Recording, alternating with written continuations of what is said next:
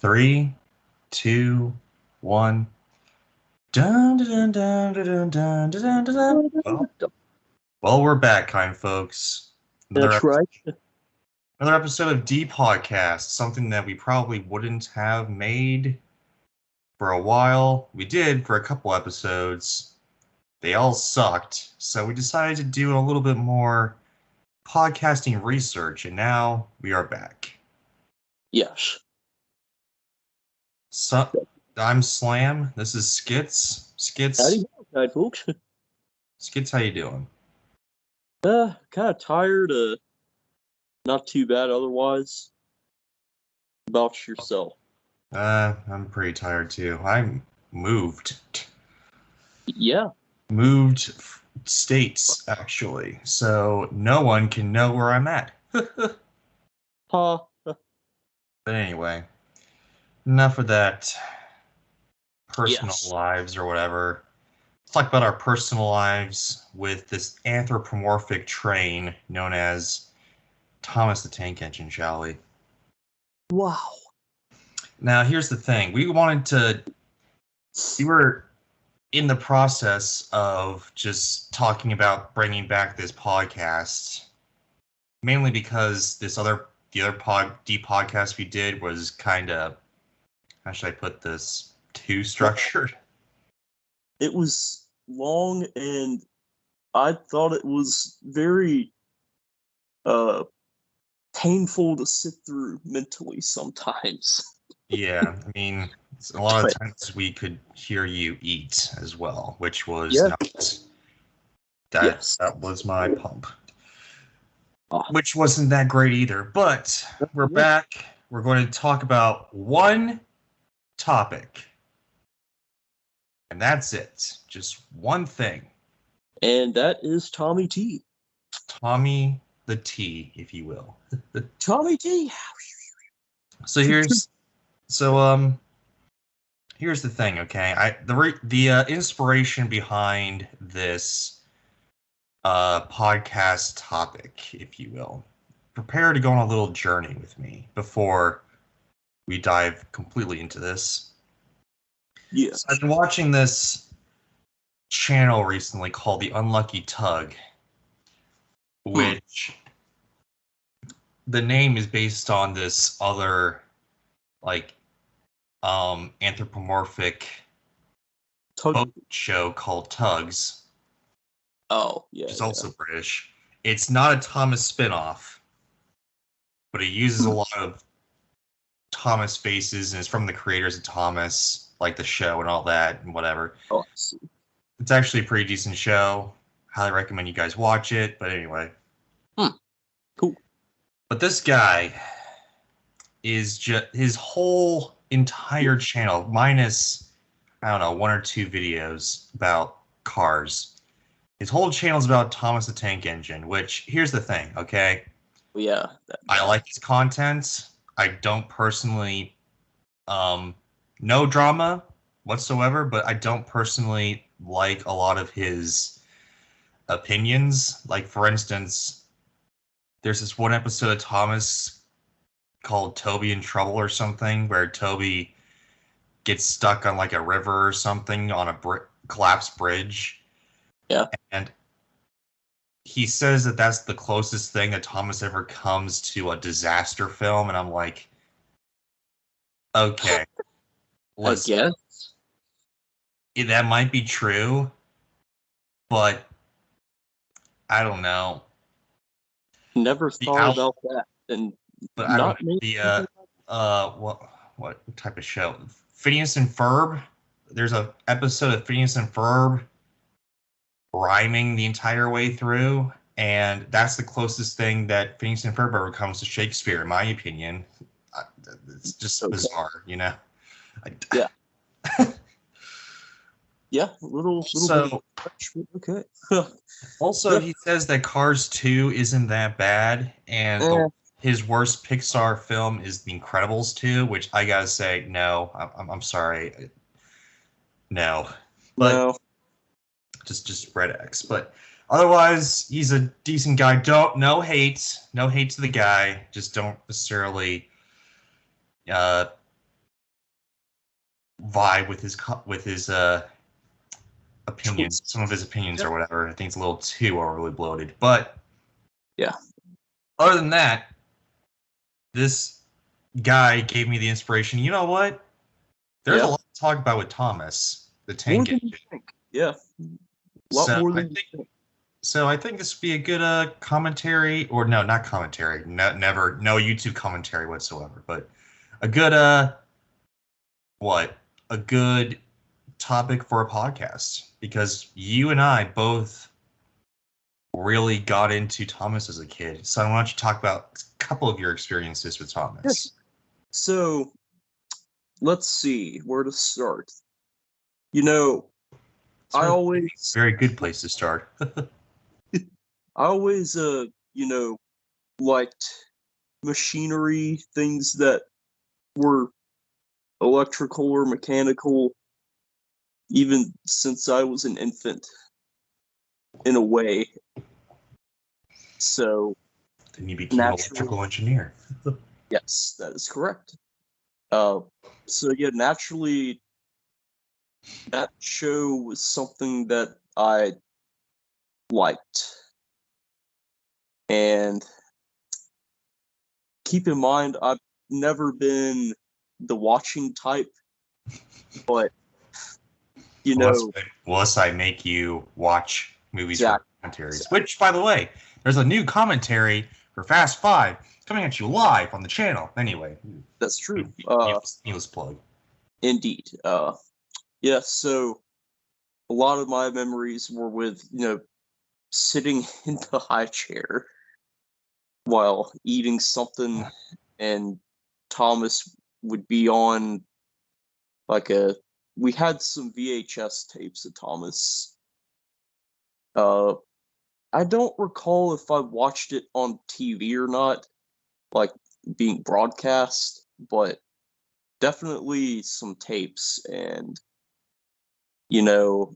I got pretty big into the whole lifelike nature of it, which now as an adult I know is they were doing like model railroading, and they filmed it in like a warehouse or something, which is pretty cool. So yeah, we'll get into that, and maybe why you probably didn't see it on TV, but we'll get into it. It's probably not live when it was freshly broadcast. You might be surprised, but we'll get into it. But and here's the thing, okay? We're not going to talk about necessarily the Railway series, which are the book series about Thomas and friends, written by Reverend Aldrey and all that, and his son Chris Aldrey. Yes. Which, by the way, if you ever saw the Hit Entertainment version of Thomas, and he says, "Dear Christopher, here's your friend Thomas the Tank Engine. You wanted to come out of the station yard and see the world." That's actually supposed to be Reverend Aldrey talking to his son, Chris, who took over the book series. And actually, the book series actually ended in 2011. So that is, and it started in like the 50s, something. Yeah, it started way back, which I am shocked that it existed for that long. Like that's actual Thomas, the actual Thomas series of books, not just a random thing you could find in Target or something, Well, yeah, the legitimate the Railway series books, yeah. Yeah. But anyway, I'm not gonna really dive. We're not also. Oh, I'm gonna try this real bad, but there's a lot of production stuff. I'm gonna try my best to not talk about the production side of the Thomas and the Tank Engine and Friends. Yeah. Although that'll be very hard because I'm a big production fan, so we'll just try our best, shall we? Yes.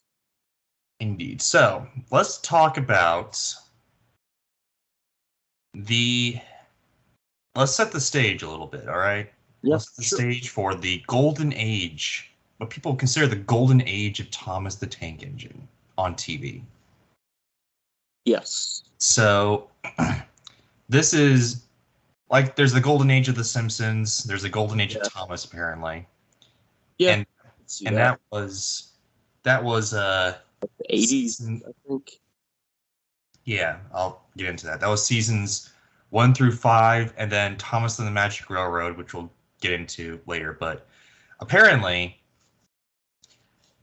the first season was shot in like a garage, basically, not like the size of a garage, a warehouse, and like a garage size. But then it moved to this bigger thing in England. So you ever wondered why there's like this British dub and an American dub of Thomas? That's why. It's because it was actually a British show and book series. Yeah. And Ringo Starr narrated it. Indeed. He had to have some convincing. But Ringo Starr actually voiced the narrator for the first 2 or 3 seasons, I believe, and then he bogged out. And actually, one of the reasons why he gonna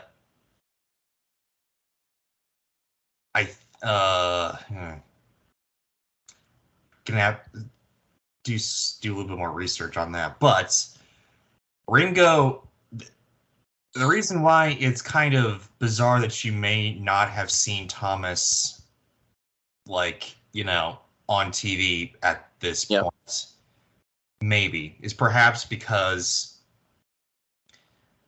I think until season 7, I think, in like 2003 or something like that, there was this show called Shining Time Station, and it was like this live action series, and then Ringo Starr or George Carlin, which is the voice that we all know as the American narrator, who, surprisingly enough, did a lot of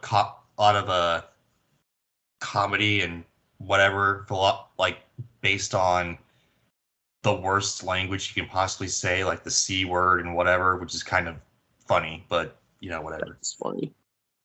Cross. That's probably it. Do what? The C word has to be cross, very cross. Oh yes, we'll go with that. Yeah. Over and over and over and over and over again. Yeah, we'll go with that. But anyway.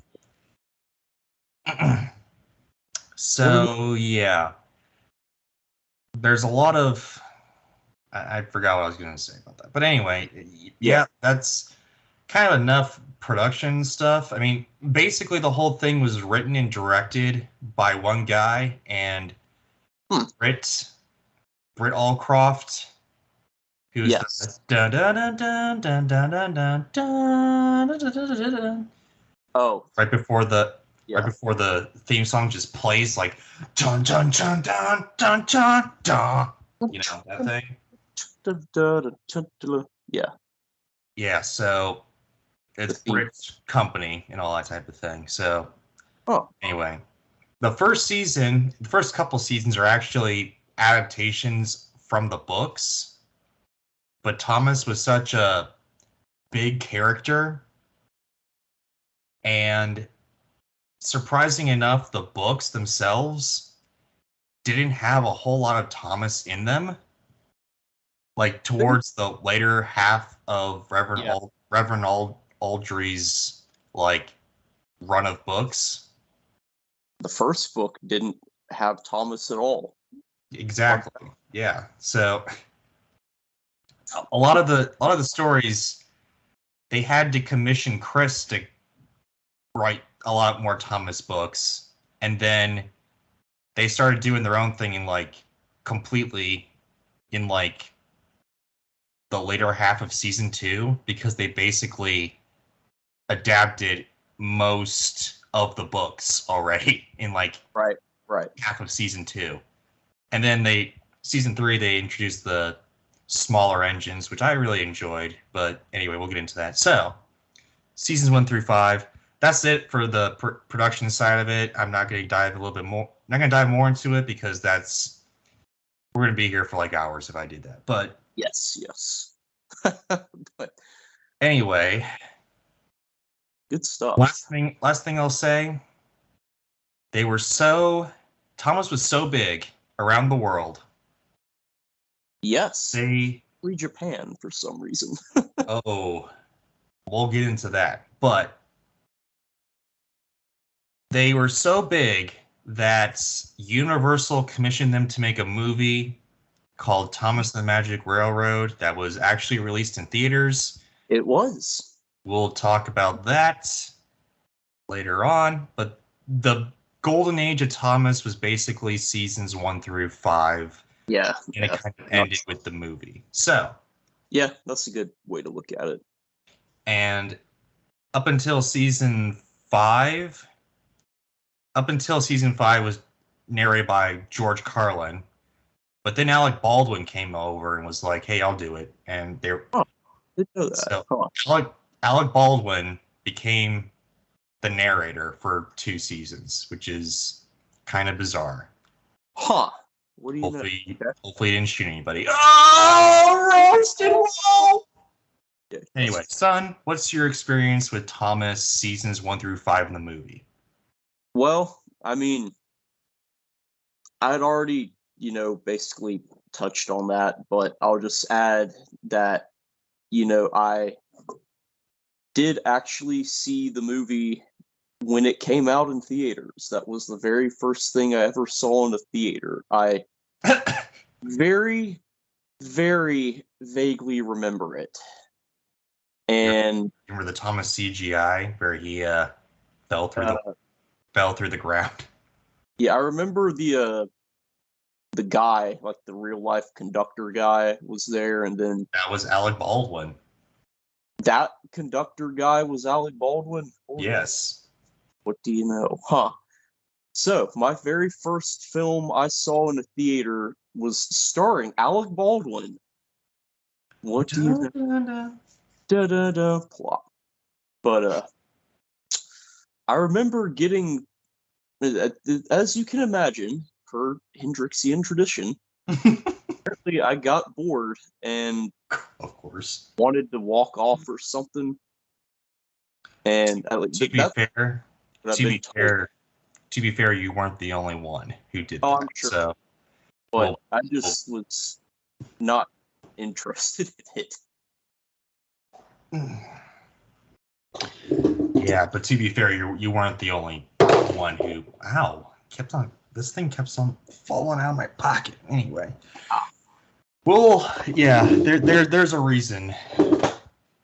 There's a reason why you probably want to get out of there. But anyway. But yeah, I did not watch the movie. Right. Which, thank God I didn't, because, yeah. Anyway. I mostly watched seasons 1 through 5 on VHS as well. Oh, okay. Huh. Like you. Didn't really watch them on TV. We'll get into when we started to watch it on TV. But anyway, Thomas, we had a bunch of VHS compilations or whatever, We had this one thing that always confused me as a kid where there's like these sing-along songs, something that Thomas never had in the VHS compilations. So I was like, why is there singing? But also all of them were British. Like all the singing was British. So I was like, why does it sound that weird? Like, why? What's the deal with this, Mom and Dad? And they were like, I don't know, just watch it. And I was like, okay, fine. But anyway, yeah, season 1, I figured to be kind of boring because it was just kind of one shot. There wasn't a whole lot of crashes or anything like that either. Then season 2 through 5, I figured, oh yeah, that's pretty nice to look at and watch, that type of thing, because they started experimenting with angles and shot compositions and all that type of thing that made it kind of nice for the audience. And Yeah. on top of that, what's also kind of interesting? Right. They used a lot of at least in these like first 5 seasons. Right. They used a lot of train protocol, and they used a lot of like mapping everything out, because if you go into Henry's Woods, you wouldn't just automatically go into like, Knapford Station or whatever, or Tidmouth Sheds or whatever, right? Yeah. Every place is in its own place, and you can't just magically go from this place to another place No. on a whim, No. So they really did their best to map everything out, which is something that a kid, especially me, would not pick up on. I But believe I did, but oh, you did? I might. I remember the map thing being there, and I always Oh, thought that was kind of cool. like the CGI map? Yeah, more so from a computer game I had, but we'll get to that later. Okay. Well, I was gonna say the CGI map doesn't come in till later, but Oh, like I'm with you. there were no maps in like the VHS compilations or whatever. It was just, but they kept everything in its own spot, right? They didn't just magically like pick up a thing and then just move it over to this other place, right? Right, right. Which a kid would not know that. I didn't pick up on, you gotta from Tidmouth Sheds, you gotta go up Gordon's Hill, then you gotta go through Henry's Forest until you get to Knapford Station or whatever, which is not the way it's supposed to go, I mean, right? for It, me, it was more like I consciously knew that, as a train or a locomotive, more specifically, they would have to travel from point A to point B on the railroad because they are locomotives on a railroad. well, So yeah, there you go. well, yeah, I knew that too, Yep. but here's the thing, because it's a kids show, right? Yeah, You don't necessarily have to abide by the rules, right? I see what you're saying. Yeah. So you can like, if you wanted the train to just go down Gordon's Hill and wind up on the turntable next to Tidmouth Sheds, you could if you wanted to, but they didn't. They put everything in its own proper spot, right? Oh, yeah. Yeah. Yeah, you're right. Like instead of just going from Tidmouth Sheds over to Knapford Station, you had to go up Gordon's Hill or Henry's Forest or whatever, I know that's not the actual map, ladies and gentlemen. I'm just making a comparison, but yeah, it's very it's very nice to see. It's kind of like VeggieTales, where it didn't necessarily have to be funny or have quality content, but it was quality content for kids. Yeah. And it was something that, parents could watch too and find themselves to be kind of happy with as well, They weren't Yeah. just garbage, that type of thing, which we'll get into later. But anyway. Yeah. So let's talk about the movie. Oh, first, I'd say seasons 1 through 5 of Thomas, no nostalgia whatsoever. I'm kidding, but there's some nostalgia. But I would say top tier Thomas, especially when you go into it. Yeah. It's it. This show is a miracle, and it's awesome. I can't believe Oh, this yeah. show is actually made. It was. And we lived through it in a way. So there Indeed. you go. All right, let's talk about the movie. I mean, Let's I've talk already about this. shared my experience with it. I will add, I do think we got it on VHS at some point, possibly, or DVD. I can't remember, but that's my take on it. So tell us what you know about it as you would know more. Okay, so I'm just gonna dive into this very quick because my nostalgia for this is very small. I Yeah. knew that this movie existed. I begged my parents for us to watch it, but they were like, "Oh no, this is magic. We can't watch that." And I was Uh, like, "Oh, all right." Thank God I didn't, because this was a terrible movie. yeah. Yeah. A Thomas movie that barely had Thomas in it. And the conduct and every here's the thing, this is the first time that in English at least every character in Thomas had its own voice, which was kind of revolutionary, you know? Like the narrator would voice all the trains like a storybook kind of, but Yeah. in this movie every character had a voice. What year did it come out? Oof.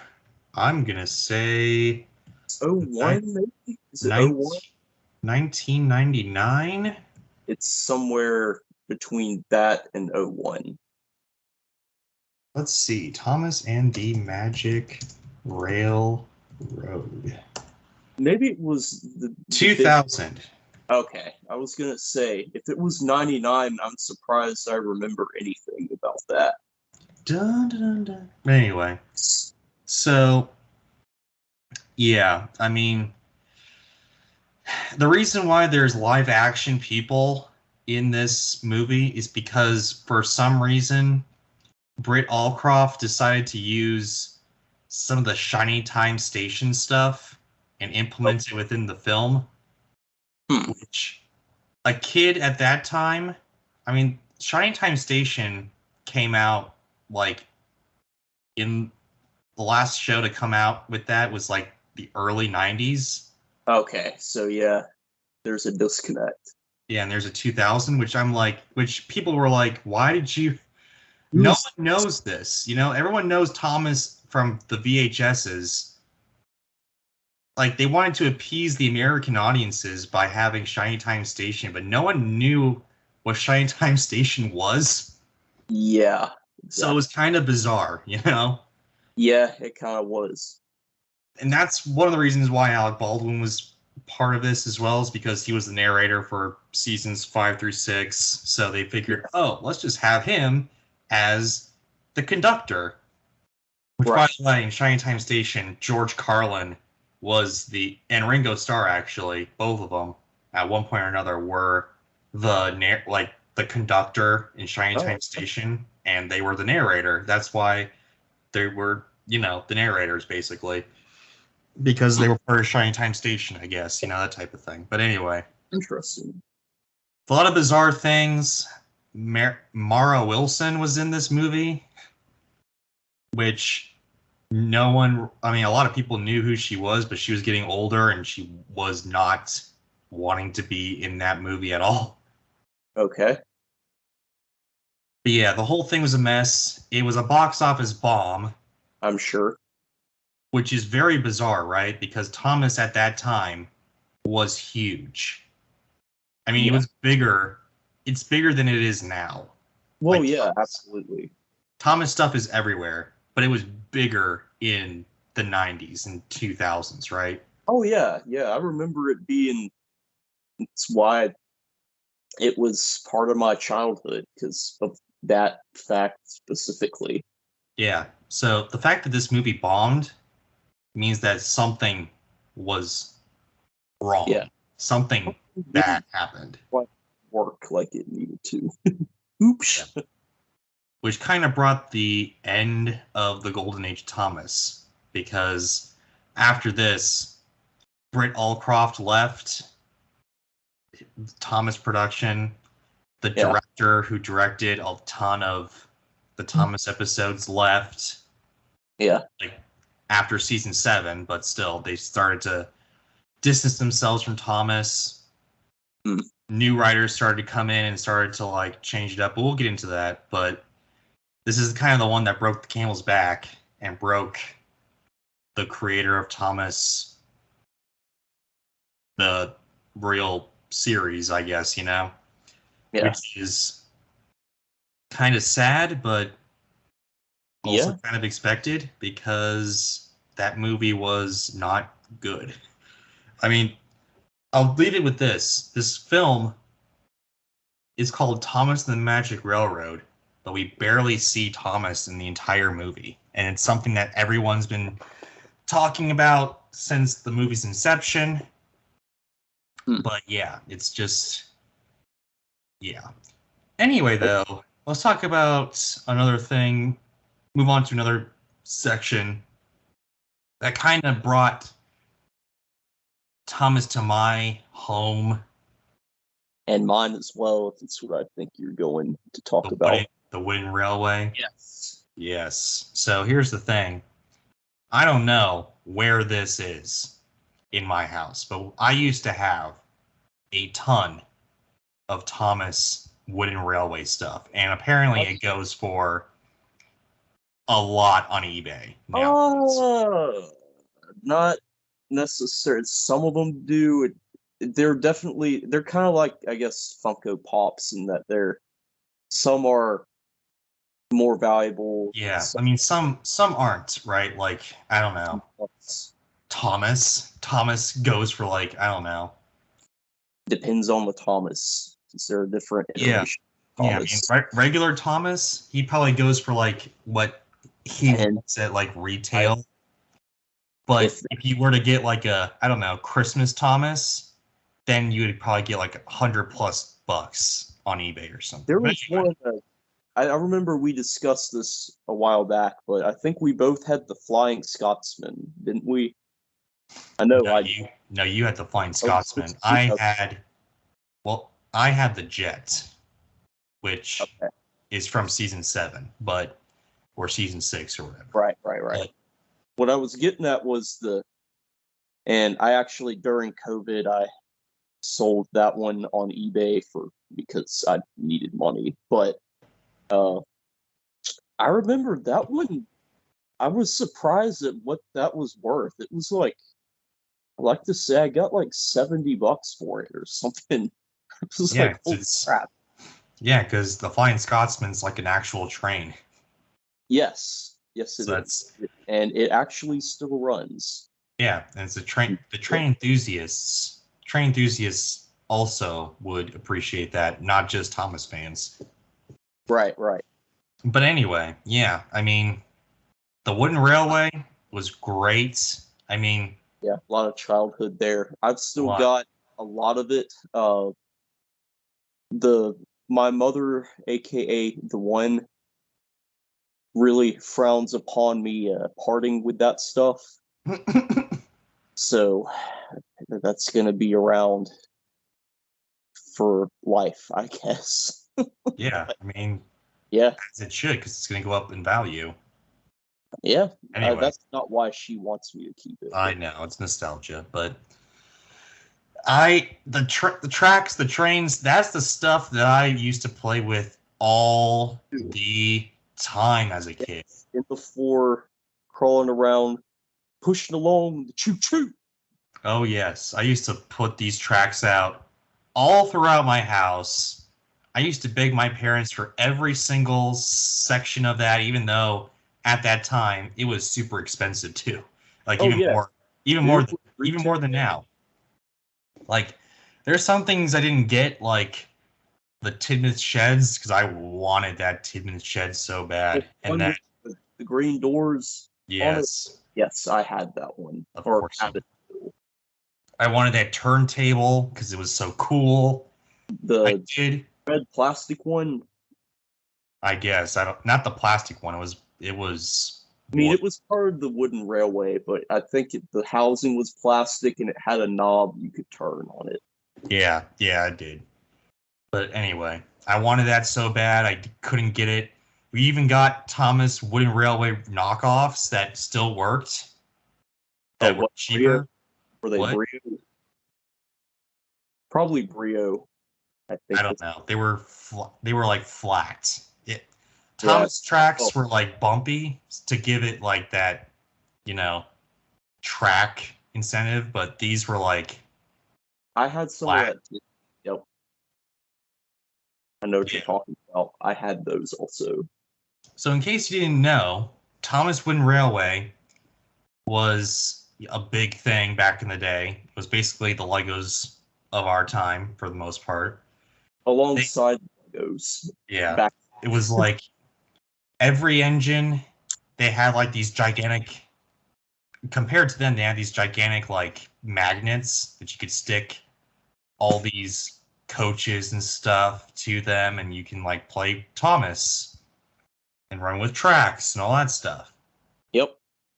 That's basically it. But it was so wholesome And that it was just, yeah, it's got some good memories. It's got some good memories.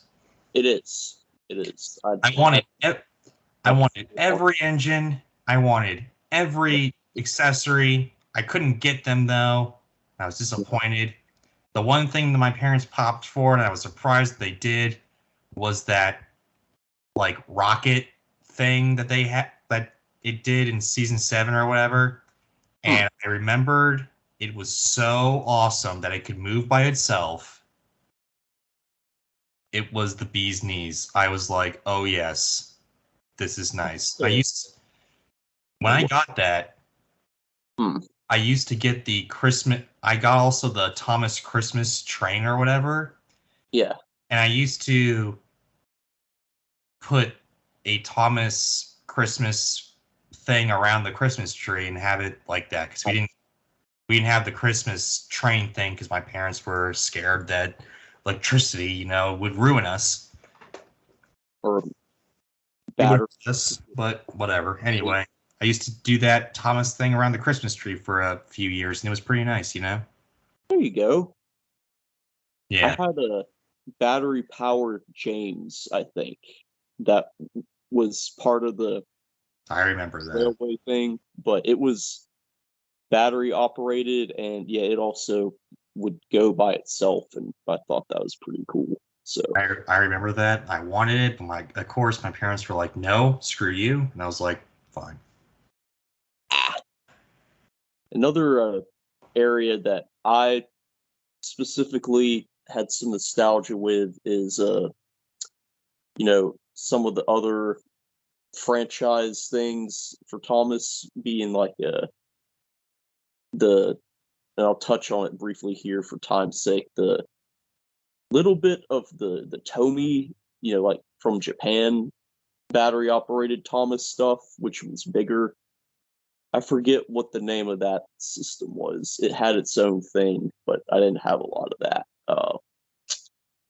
And the main thing was PC games, which I had 3, I believe. One of them actually had this playset thing where you would attach the Thomas control panel onto a keyboard, and you would actually drive Thomas around Sodar Island, and it was first person. It was really cool. That was a fun game. I have a lot of good memories with that, and the other 2, which one of them might have predated the movie. That's why I asked about that. Yeah. Because they did give them unique voices for that also. Yeah. So I wonder if that came first. I don't know either, but it was around that. Actually, yeah, I think that came out in '99. So yeah. Yeah. There I can't really comment on that because I didn't have a PC at that time. Right. But, well, thank you for mentioning Japan because we'll end with this. Yes. There's season 2 or season 3 of Thomas was actually produced by this Japanese company. Oh, that's what it is. It was because like Thomas was huge in Japan, so Japan was like, okay, we got to do something for our people, I guess. So in co-production with a Japanese company, they made like season 2 or season 3 or something. Yeah. But in addition to that, they also produced this like only Japanese episode of Thomas. And it is the most Japanese thing you've ever seen in your life. No disheartening to the Japanese audience, but I mean, still, it's just there's moving characters. There's moving characters in this. It's not people. It's just like this pink lion thing and whatever, just randomly showing up.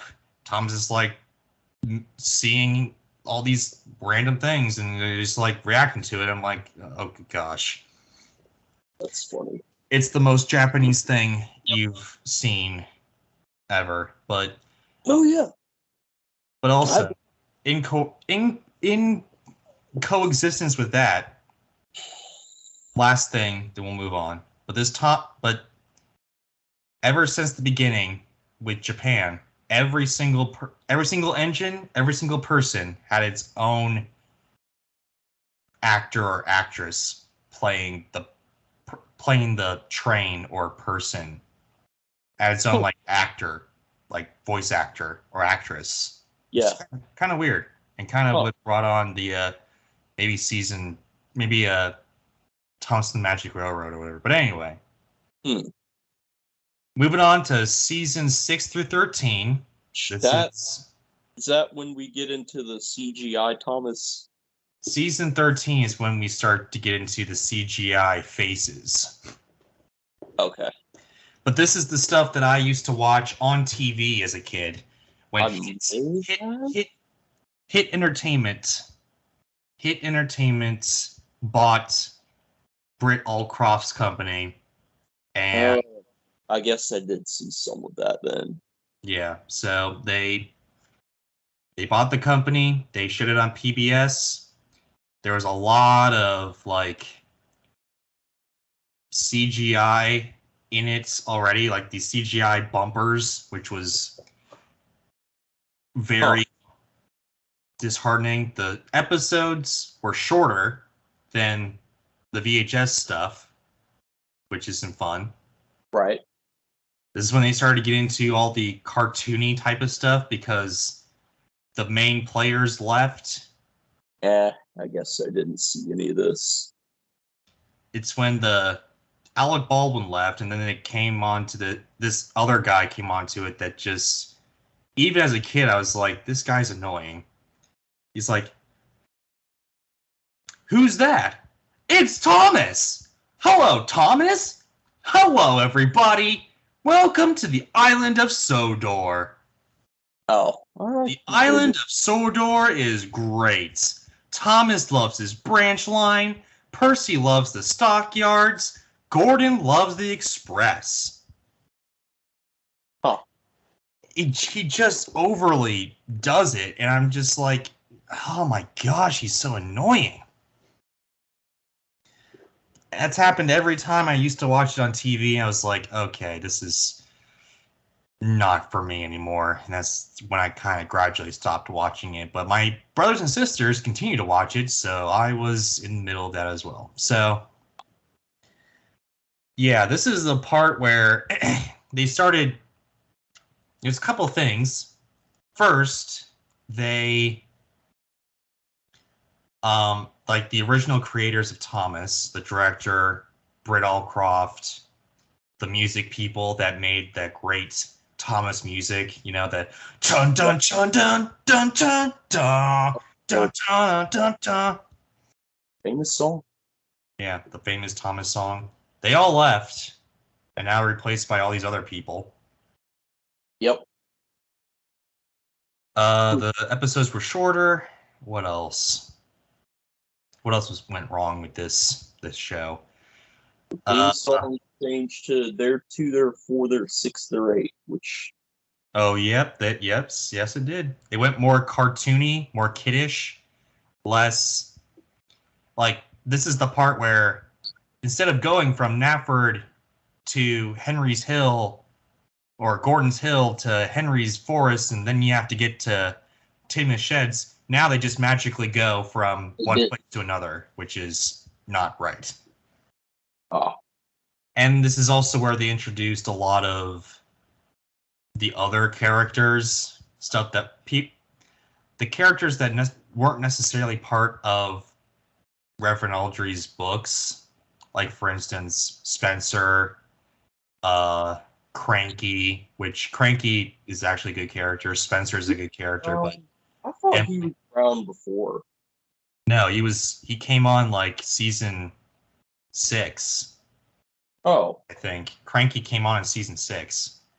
Huh. But yeah, then you got Emily, which isn't a bad character on her own. You got Murdoch, who no one's heard of. You got Arthur, who's no one's heard of. All these random characters just to sell more toys, which they did.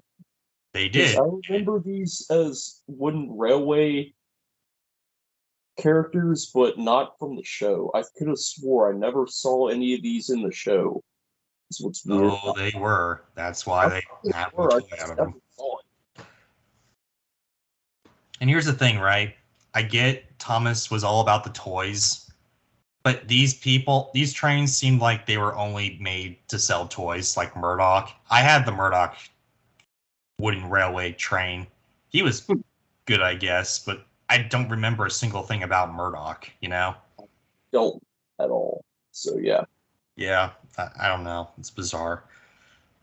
It's just a lot of cash grabs and all that type of stuff, which I'm not really into. And then there was the whole spelling out of the lesson now, because, you know, for those. a lot of dumbing down for kids, which I don't necessarily enjoy. But yeah, son, what's your experience with this type of thing? Which is probably very short because you haven't seen a lot of it. Not much. I know at one point, just for fun, the one and her son watched a modern day Thomas episode. It's kind of funny, just out of curiosity, and it was so different. I couldn't get over how it changed. Like it was not at all what I remembered as a child. Yeah. So it was a lot dumber. I don't even know if it's that so much. It was more like, although maybe this is later than the seasons you're talking about. I don't know, but was it CGI? Yeah, it was full CGI. Oh. Well, yeah, we're not talking about CGI yet. We're just talking about model stuff.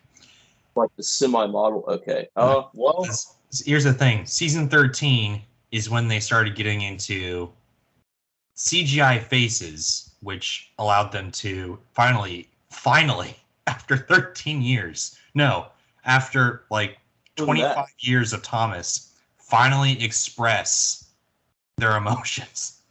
Wow. Which people did not like, and why? Still don't like. I wonder why.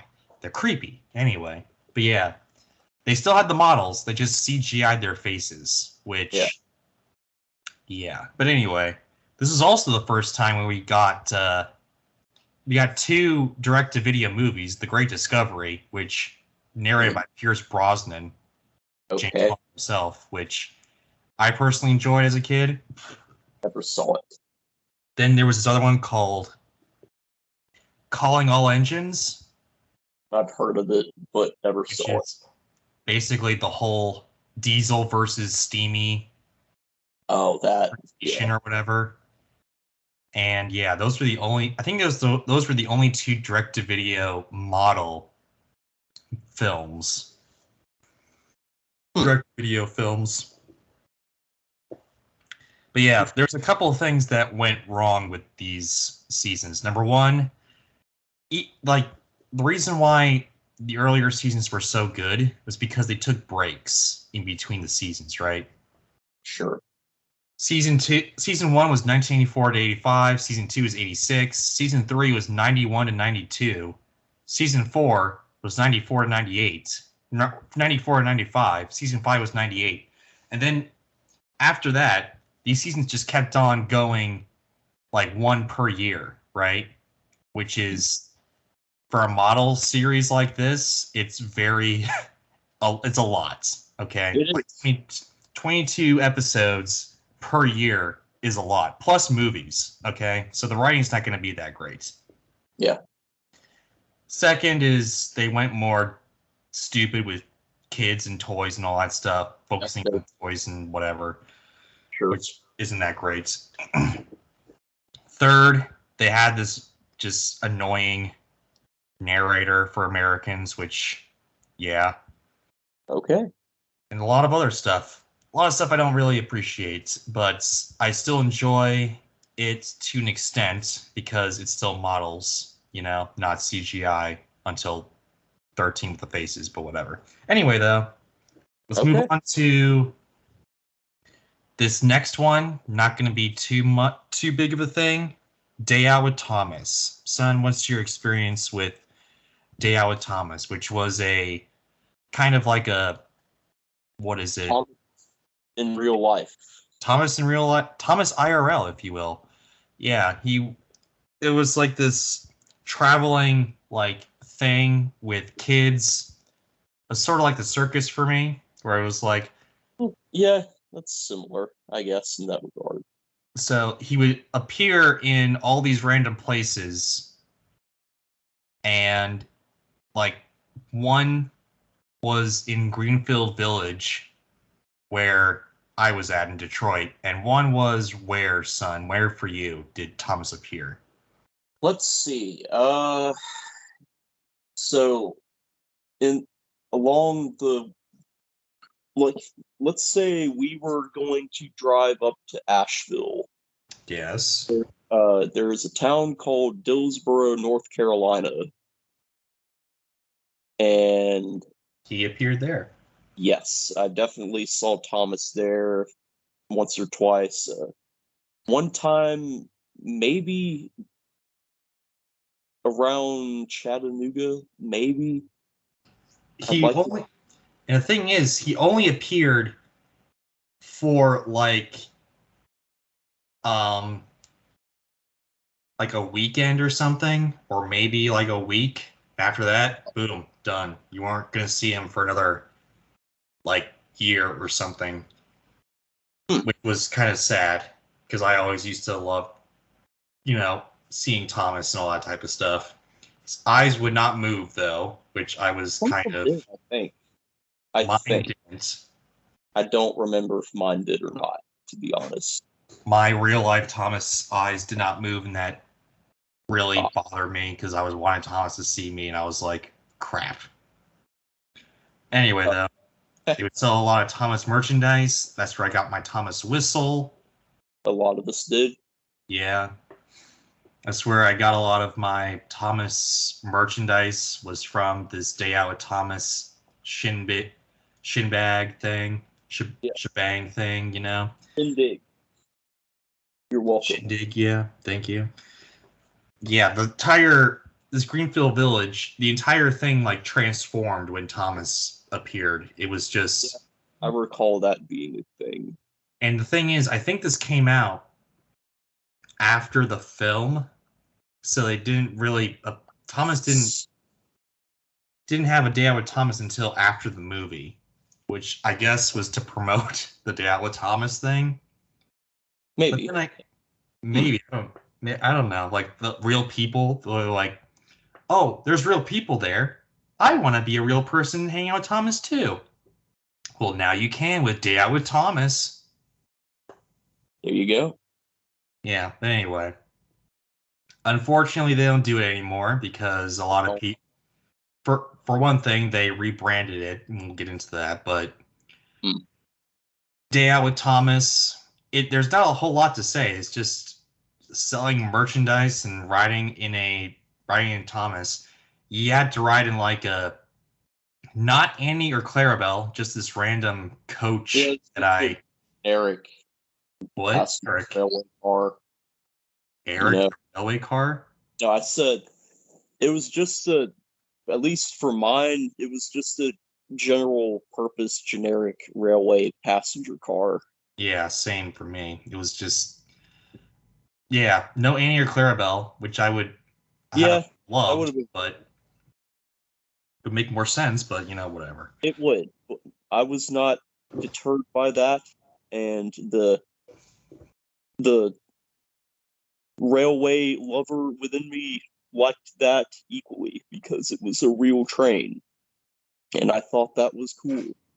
The So, movie side of me hated that well, because that didn't make continuity sense. But you whatever. Anyway, though, it was fine for what it was. oh yeah, I've got photos I, somewhere I have photos as well. It's of not. I think with Sir Topham Hatt, The maybe it Topham might. Hatt did appear at my day out with Thomas. He stopped coming um towards the end, but he did appear a few times, yeah. See, But after that, I don't think they do it anymore because they rebranded Thomas to be where it's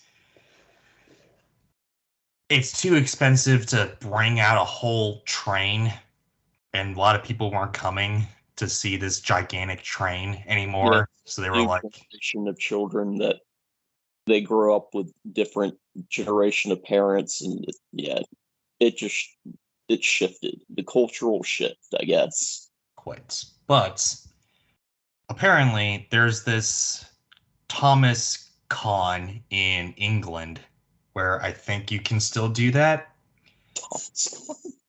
Yeah, it's a whole thing. I would have included that in this thing, but we have never been to London, England, or whatever, so it's not really We have no memory. no. But apparently, there is a Thomas Con Hmm. where they celebrate Thomas and all that stuff, and yeah, there's that. But anyway, Cool. enough of that. Let's talk about CGI Thomas. My gosh. Yes. Seasons 13 through 20, no, season 14 through 24, and every movie. So that's when they started like just revving up the process here. Full CGI.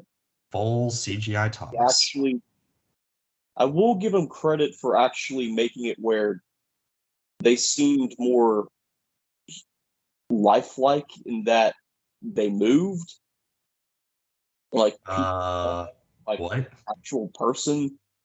Oh, well, yeah. The I mean, people actually moved. and it looked more natural in that regard. Of course, being CGI, it didn't look lifelike in the sense of it being something actually shot with a camera. It was all animation. Yeah. So, but I thought they did all right with it for what it was. Didn't seem too bad.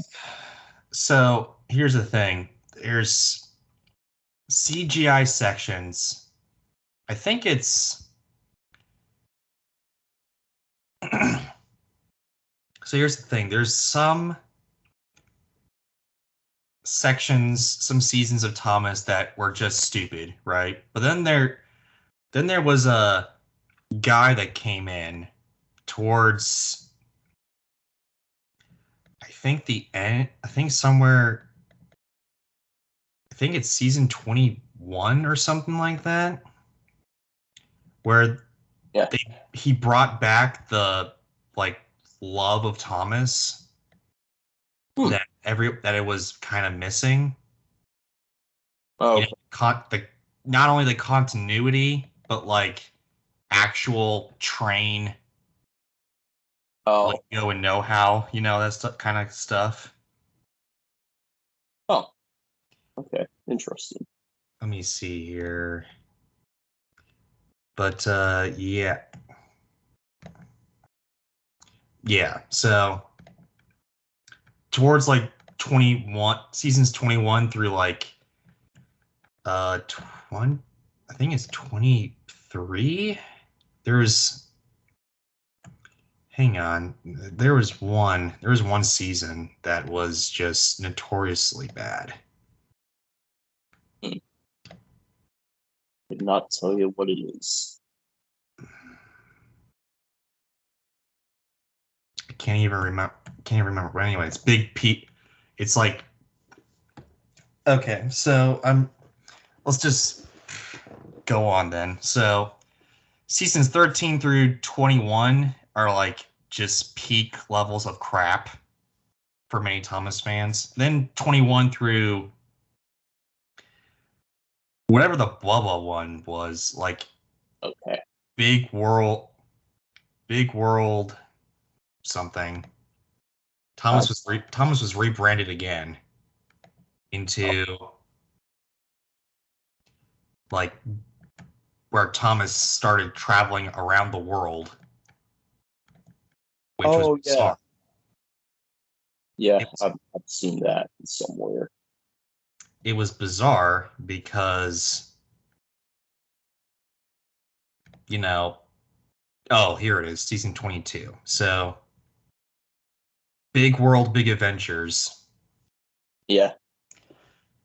And yeah, I think it was seasons 19 through 21 where the people were like, okay, let's take it back a second and let's make Thomas actually good again.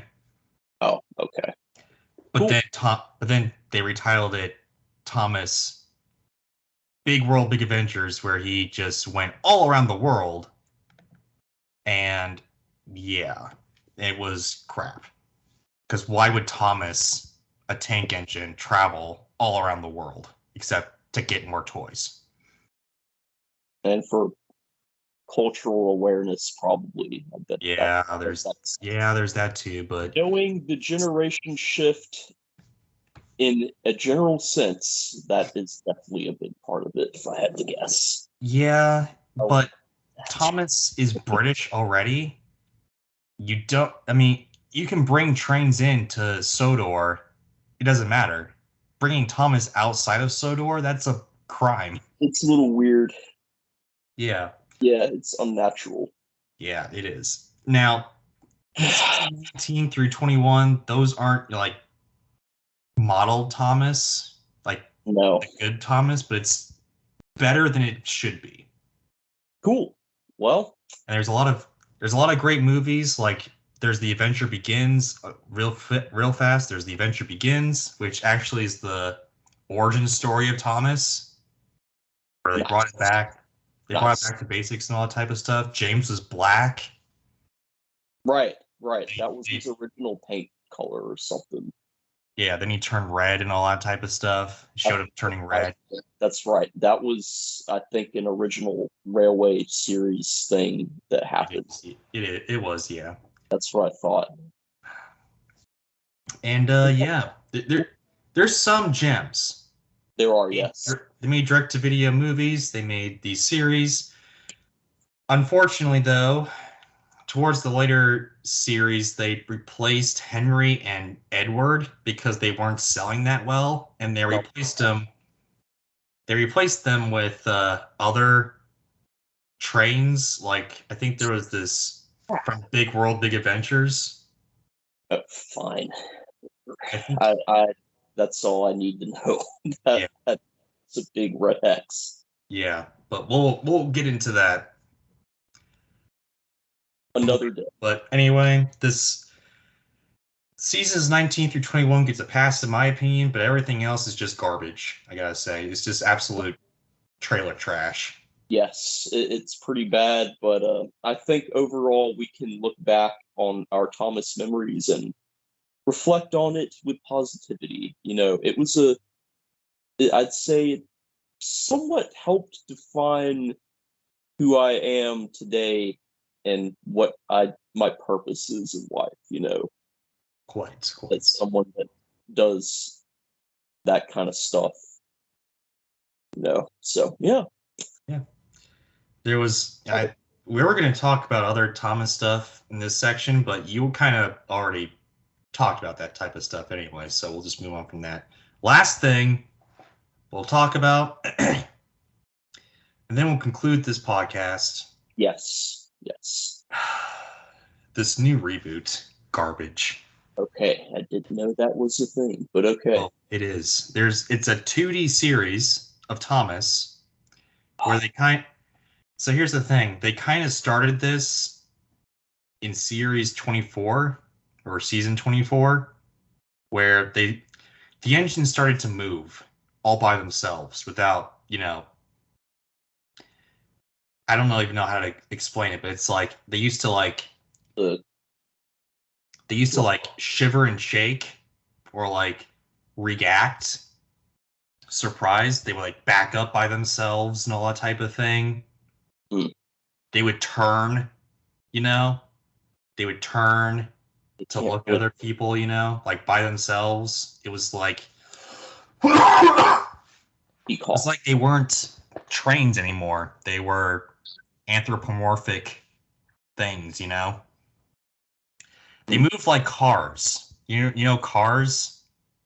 I know cars, yes. They started to move like cars in season 24 or whatever. But they can't, they're not supposed to turn wheels. You can't do that. yeah, exactly. But it's not how it works. That's what they did. But anyway, they closed out the series in like the original run of Thomas in 2021.